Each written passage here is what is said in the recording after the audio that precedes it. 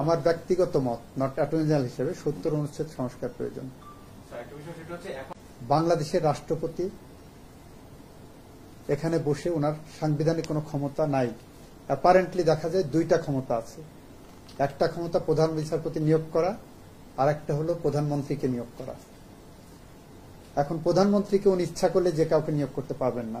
যিনি পার্লামেন্টে majority command করবেন উনি তাকে নিয়োগ করতে পারবেন, তাকেই নিয়োগ করতে হবে। সো থাকলে একটা ক্ষমতা, চিফ জাস্টিসের অ্যাপয়েন্টমেন্ট। চিফ জাস্টিসের অ্যাপয়েন্টমেন্টও এ যাবৎকালে যেভাবে রাষ্ট্রপতি ক্ষমতা প্রয়োগ করেছেন, সরকারের সিদ্ধান্তের বাইরে ওনারা সেটা প্রয়োগ করতে পারেননি। ফলে বাংলাদেশের রাষ্ট্রপতি সাংবিধানিকভাবে কতটুকু ক্ষমতাবান সেটা যারা সংবিধান বিশেষজ্ঞ আছেন তারা জানেন। আমি অ্যাটর্নি জেনারেল হিসেবে বলতে পারি এই সংবিধানে রাষ্ট্রপতির ক্ষমতাটা খুবই ন্যূনতম, সিরিমোনিয়াল। জাস্ট কিছু করার নাই, বসে আছেন, সই দিতে হবে, ওনাকে সামনে রেখে করা হয়। এগুলো সবই সংবিধান সংস্কার কমিটি দেখবে না। Parliament member independent mind apply করতে পারবে না।